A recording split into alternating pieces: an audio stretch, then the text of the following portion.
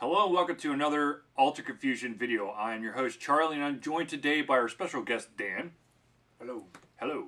Okay, so as per usual with bringing Dan onto this video, I have not told him the topic ahead of time so that I can make him sweat it out until I actually tell him. And so here's the topic. Dan. Yes. What is your favorite systems growing up? Like were you like a Super Nintendo guy? Were you a Nintendo guy? Sega? Atari? I started on the original Nintendo, the first one. Uh-huh. And then the next one I got was Sega Genesis. Mm-hmm. And then Nintendo 64. Mm-hmm. And I think PlayStation 2. Okay. And that was the last one I actually owned. Which was, it's odd, because I flip-flopped between Nintendo, Sega and now Sony. And then Sony. Wow. Yeah. But I think, honestly, I had the most fun playing Nintendo 64. Mm-hmm. It was probably, maybe I just got, I don't know, I liked Shadows of the Empire. Mm-hmm. I thought that was one of the greatest Star Wars games I've ever played. Mm-hmm. I don't know why. Turok, which was awesome. Of course, GoldenEye. Of course. And,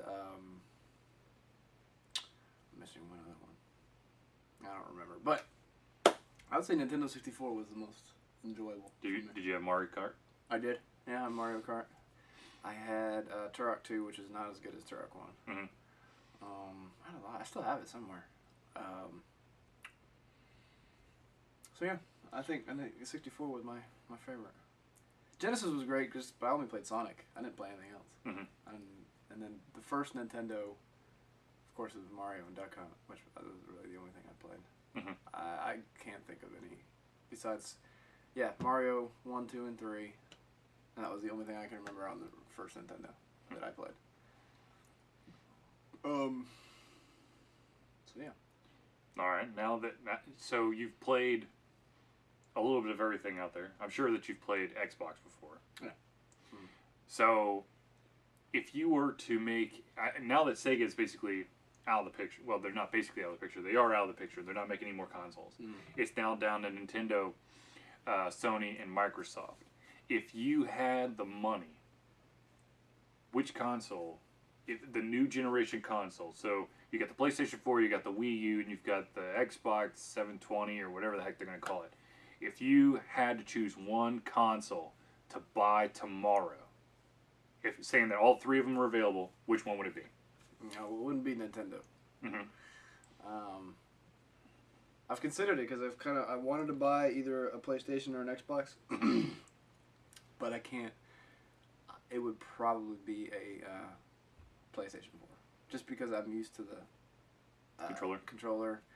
I mean, it hasn't really changed much since the first one, so. Nope. The only thing that's been added is the Rumble. Right. Xbox isn't bad. I played a lot of Halo, but I don't know. I like it's PlayStation.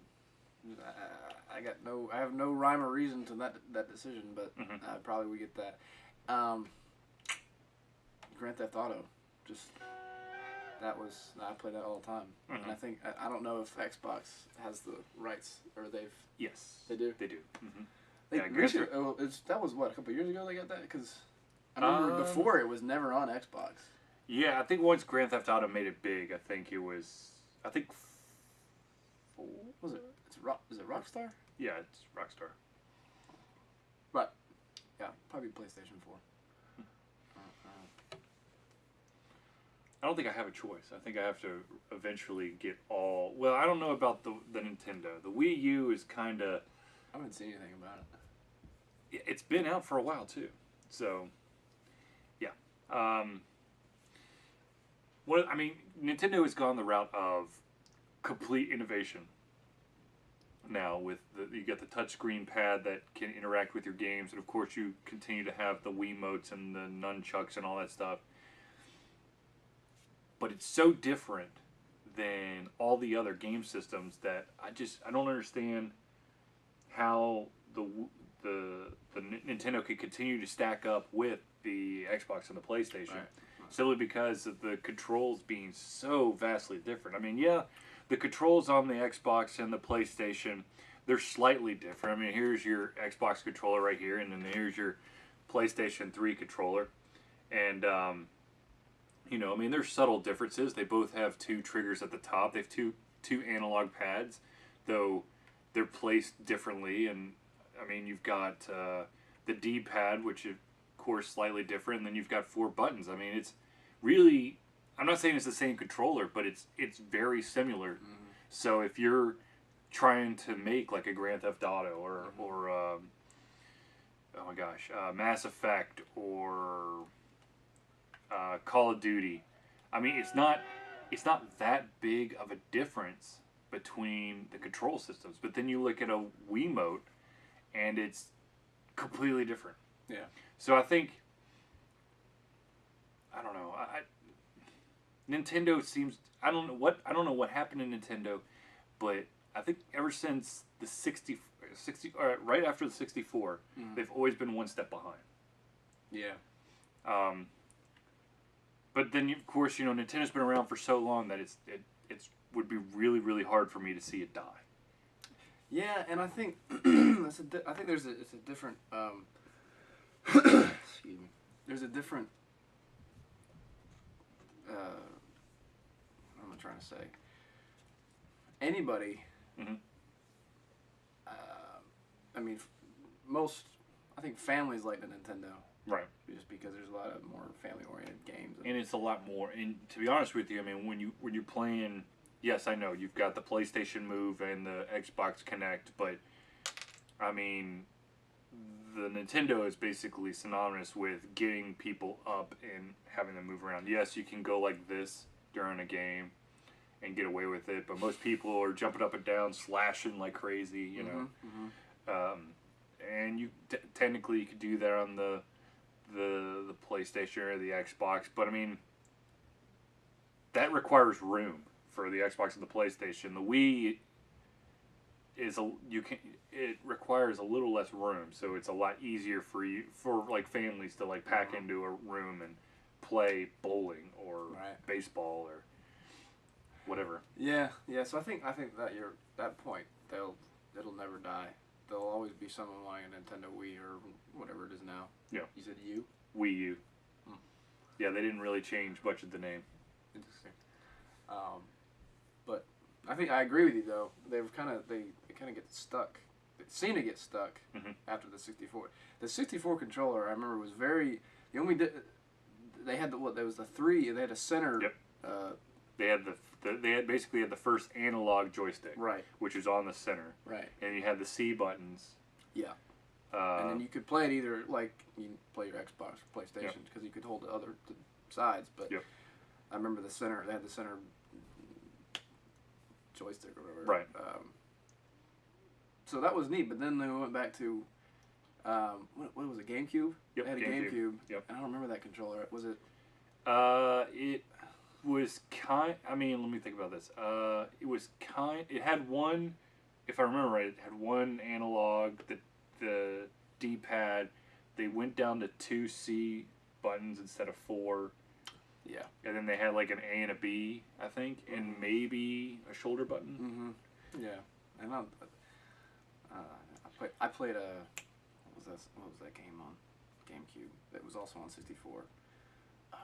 It's the Twilight Princess. No, it's not Twilight. Where Princess. all the you had all the classic Nintendo characters and you. Oh, Smash Brothers. Smash Brothers, yes. Yeah. That was the only game I ever played on GameCube. And it was awesome. But other than that. And Smash Brothers is such a popular franchise that PlayStation has tried to copy it. It's called PlayStation All-Stars. I don't know how that game actually turned out, to be honest with you. I know it's out, I think. I don't know. No. But... yeah, I don't ever see the Nintendo, but I don't know anything about much now. Like the things now, like when I was a kid and when I grew up and I had the up to date consoles and I would play. Right. I knew a little bit, but now I mean they've gone such a way beyond anything that I just haven't kept up. Well, there's just like so much that the consoles now have to do. I mean, the Nintendo is still basically, to be honest with you, the Nintendo consoles are probably, to the strictest letter of the rule, they are the only true consoles left. Because Xbox and PlayStation, I mean, yes, they function as a gaming platform, but at the same time, you can watch Netflix. Yes, you can watch Netflix on the Wii, but I'm going to tell you, if I have a PC or a Blu-ray player that has internet connectivity, or an Xbox or a PlayStation 3, I'm watching Netflix on that. I'm never going to watch Netflix on my Wii. Right. If the Wii turns on, which it hasn't turned on in forever, but if it turns on, I'm playing a game on there. Where if it's on the Xbox or the PlayStation, I might be watching a movie. I might be, I might be watching ESPN on there. I think you're going to see that. I mean, that's definitely the winning model for those two, the Xbox and the PlayStation, going forward. I know that the PlayStation 4 is due out this holiday, and I would not bet against Microsoft putting out their console at the exact same time to see who really holds the ground.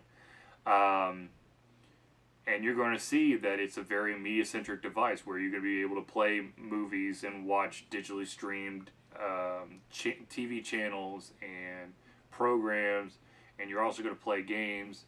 And if the rumor is true, you're going to buy a game, and that's going to be your game. If you try to sell it, the individual who gets your game next is going to have a demo copy unless they pay a price, which is interesting because I don't know how. Like, let's say that you have your buddy wants to borrow your game and try it out. I guess they could still play the demo, but so each game is. So so this is the hypothetical situation. Now, of course, things might change, but as of right now, the rumor is that, let's say that you bought Dead Space 3 for your PlayStation 4. You put that in, it automatically locks in the serial number for the disc on your PlayStation, and then throws it up on the PlayStation server. Now, let's say you beat it and you're just like, well, I could probably get $20 for this. So you sell it. So another individual comes in, pays the $48, because that's usually what it is for a very popular game at GameStop. Buys it for $48, takes it home, throws it into the PlayStation 4. It loads up, says thank you for choosing to play the Dead Space 3 demo. If you like what you see, you could pay an additional $29.99 to be able to unlock full content on the disc. Wow. That's crazy. Well, I mean, console manufacturers and publishers are trying to destroy the used game market. And I can understand, and I understand, I'm fully supportive of that, simply because of the developers, not the publishers. The developers basically get chump change from just a normal sale, and then for their game to be overly popular, but in a way of it strictly being through used game sales, they don't see a dime. The only time they see money is when it's a brand new game. Right. Publishers, I apologize to all those publishers out there, but the majority of you guys are rich bastards, and I was going to say it. Developers need a better deal. I mean, they're basically busting their balls to create a game. A lot of the times to the specifications of the publisher, even though it might destroy the game itself. I mean, there was a rumor that after Dead Space 3 came out that was the end of the series, that we're never going to see a Dead Space 4 simply because the sales were not that good. And it was because, in my personal opinion, one of the reasons why Dead Space 3 doesn't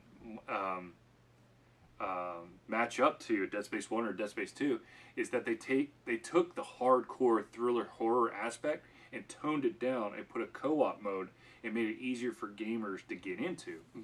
But if you've played the first two Dead Spaces, you're probably going to get the third one, and you're going to want the reason why you bought the first two. Mm-hmm. Not, we're going to give you this watered down game and then slap the name of the series that you've grown to love. I mean, it'd be like uh, Modern Warfare, and you decide that you want to be more kid friendly, so you switch out all of the soldiers for Oompa Loompas, and they have candy cane guns that shoot gumdrops, and when someone gets hit, they turn into a pile of chocolate. I mean, but they slap Modern Warfare on there. I mean, yes, that's a completely insane, extreme thing, and that's not what they did for Dead Space 3, but, you know, I don't know. God, I keep going back to this point. Every single video, every single hangout, and I apologize to everybody, but I guess this is the thing I'm most passionate about, is that I want the control of the games in the hands of the developers so that we could see an intellectual genius, so we could see the new games that could come out. Like, you know, I'm not saying that, you know, I'm not looking for the next Metroid, because Metroid is Metroid. I want something, the next big thing, and I think it's going to come from I think there's a very good chance it's going to come from an independent developer who decides to shoot for the stars and not have to worry about a publisher going, no, well, we can't do that because we need to make Bloody Massacre 54 because we know that's going to sell, in comparison to this game that could be uber awesome, but there's no, you know, there's no clear way that we're gonna make a huge profit on it. Right. I mean, the weird thing is, you see these amazing studios that created these amazing games, and then they hook up with a publisher because it's a lot easier on the finances, and then they basically some of them bottom out. I mean, look at Rare. I mean, Rare was the name for Nintendo 64. I mean, you had GoldenEye, you had Banjo-Kazooie, you had Perfect Dark. I mean, people were dying to get their hands on these games. And now, I think Rare might still sort of be around, but they're nowhere near the awesomeness that they had attained at the 64 level. So, as we continue this video, Dan, I have to ask, okay, so let's say that you end up with the PlayStation 4. What genre of game would you be most interested in playing on the PlayStation 4? I mean, We talking shooters? We talking like puzzlers? shooters. Puzzles? Sports games? Of course, I liked NCAA. Right. Madden. Yeah. That was cool, but you know, after a while, it gets old. Mm-hmm. Shooters. I like shooters. I always like shooters. I remember when I'm going back to 64 when Doom came out on Nintendo 64, and I was like pretty impressed with it. It was neat. I mean, I always played Doom on the computer, on the PC. Right. And, it was neat, but I remember playing Doom at night, and I was probably pretty young, and it actually freaked me out. I was like, damn, I felt like you were watching one of those horror movies, and but I was like, it was neat. Anyway, so yeah, shooters.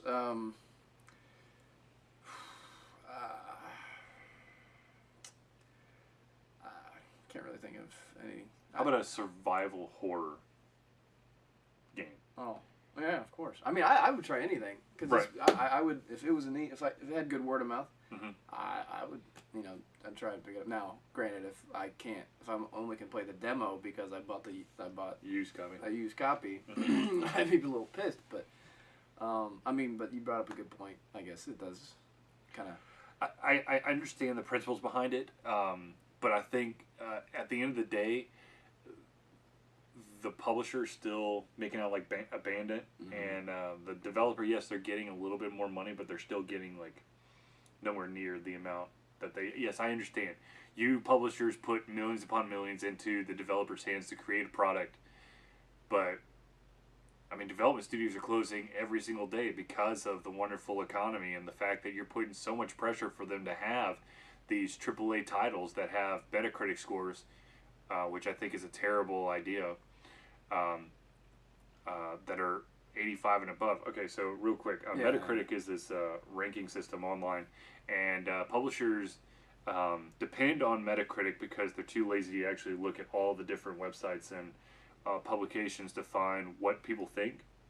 So they just go to Metacritic, get the compiled score, and whatever that compiled score is. So it's like Rotten Tomatoes for games. Basically, yes. So let's say that everybody combines all the Metacritic combines all the scores for Halo 4, and it gets not a Halo 4 because everyone knows that they're gonna run the Halo franchise into the ground. But let's say Super Shooter 5, they get an 80. Well, that just greatly decreased the chance of Super Shooter 6 coming out simply because they're like, well, not as many, it's an okay grade, but if you get above a 95, it's like an 80% chance that you're going to get a sequel. And I think it's just retarded that you're basing all of your financial decisions on a website that has been notorious for being bad at translating some of the scores from some of the websites. There are so many websites out there that keep going, that shouldn't be a 75. If you're going to change it over to a 100-point scale, it's more likely an 82 than a 75. So, anyways, let's see here. Shooters. You're probably going to see another Killzone. You're probably going to see another Resistance, Fall of Man for the PlayStation. Of course, you're going to have the Grand Theft Autos. Grand Theft Auto 5 should be coming out sometime. Yeah, I saw that. I think if there's any big named shooters. Well, Grand Theft Auto is going to be multi-platform. I didn't know how to put what genre to put that one in. Halo is going to be simply Xbox, and Gears of War is simply Xbox. Though I don't know if they're going to continue that series. I mean, the big name behind the whole Gears of War series left the company. So that should be interesting to see. But then again, Halo is now being created by a company other than Bungie, who basically made the first Halos. So, should be interesting. Trying to think if there's anything else I'd like to ask you, Dan, since I have you on the video. So you said you're a PC gamer. Was PC gamer. Yeah. So you said Doom. What else you got? Half-Life. All right. The first Half-Life or second? First. Okay. Duke Nukem. Yep. I'm kind of ashamed to admit that, but yeah. Well, you should be ashamed if you liked the latest Duke Nukem. I didn't play the latest one. And you don't want to play it. No, really? Yeah. Let's see. What else? There's a lot of Star Wars games. I couldn't even tell you. X-Wing. X-Wing. I had X-Wing. I was really bad at that game. What was the one? Oh gosh, I think I can. It was a character that wasn't in any of the films, and I know they do that a lot. But wasn't Jedi Knights? Well, maybe it was. No, it wasn't, because this guy, he was like a Han Solo equivalent. He didn't have any. There was no power. He just. Oh man. Anyway, it's gonna bug me for the rest of the day. Okay. But that was probably my favorite. I'm just trying to remember which one it was. But anyway, a lot of Star Wars games. Never played any racing games. I liked them on PS2, but never on PC. Maybe because at the time when I was playing, it just lagged too much. Well, the other thing is, I mean, if you're going to play on the PC, you always wanted that hard to find, way too expensive steering wheel for your computer, so it seemed cool. Yeah. I'm going to be honest with you. I liked cartoony racers. When it got really realistic, I was out. Yeah. I don't need to, But it's funny too, because you make a good point with the steering wheel. It's, the only time the really realistic ones I like to play would be like in an arcade, right? Where they had you were pretty much, they built you a car and put a screen in it, and then you were off racing and you fit. So it was realistic. Yeah. But yeah, even on the console, PS2s and all, and PlayStations and Xboxes, I don't really, racing games just don't excite me. It's like it's okay, but it's not like, I don't know. I feel like I could go just hop in my car and do Right. the exact same thing I'm doing. With the exception of, hitting boost pads. Well, there's that. Yeah. But- Like F-Zero, great Yes, game. yes. I loved it just because it was unrealistic. It was a cool racing game. You had so many different things you could do, and that was a neat racing game. Mhm. But Actually, my favorite racing game was on the Super Nintendo. Was Rock and Roll Racing. I don't think I ever played that. That was awesome. So basically, you are there's like drivers from all these different planets, and you basically race against them for different circuits. But you can upgrade your car. You have weapons. You've got like Gatling guns you can put on there. You got missiles. You've got mines that you could drop. You got oil spills, I think, or oil slicks, whatever. And the music was awesome because it was like rock and roll music. Oh man, it was good. Which actually reminds me of another game. What's that?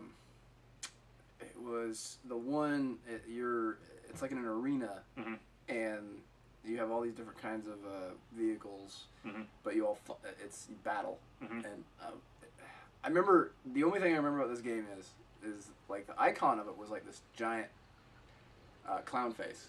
And That would be Twisted Metal. Twisted Metal. Yes. Thank you. Okay. You're welcome. Yes, Twisted Metal was amazing on the PlayStation. I think I played it on 60. I want to say 64 or PS2. You might be PS2. Probably PS2. They tried to bring it back. I'm gonna and it kind of didn't make a mark like it did in the past. Huh. I love Twisted Metal 2, man. That was the best. I like. Oh my Twisted Metal. gosh. It's fun. And then there was a couple of games that were just like Twisted Metal, Mhm. and I have one for the PlayStation, but I cannot remember the name of it to save my life. It's somewhere in that humongous box over there. I'll find it at some point. But it had the reason why I liked it so much was that they had Mighty Mighty Boss Tones as one of the bands That's for awesome. the soundtrack. That's great. It was awesome. Anyways, so I just want to take this quick moment to thank Dan for appearing in yet another Ultra Confusion video. I hope that everybody out there will enjoy this. I apologize for not streaming it. This was kind of one of these spur of the moment things. Hopefully in the future I can kind of like stamp down a usual video time, and then I can get the Ustream up and running. But it was awesome for Dan to join us and give us a little look at what he played, what he had. I never was a Sega guy with the exception of the Sega Game Gear, only because I wanted to be different, and I wanted to see how many batteries I could go through before my mom thought that I was insane. It was like 6 batteries, and it like lasted all of 2 hours before it was done. Yes, I remember that about the Game Gear. So I got one of these, the like third party. It has like a it had a Game Boy. It was like a 3-spoke thing. It was like Game Boy, Game Gear, and something else that I have no idea what the hell the handheld was. But I literally just plugged it into the wall and I just played my Game Gear that way. So I took the portability out of it completely. Yeah, But I was able to play a game for like 6 hours straight. So. yeah, that's true. Against Good the trade-off. wall. Yeah. That's funny. Exactly. So once again, thanks Dan for coming on. Anytime. Hopefully we get quite a few videos going. But until then, thank you for tuning into the Ultra Confusion video. For myself, Charlie, and Dan, thank you, and we'll see you soon.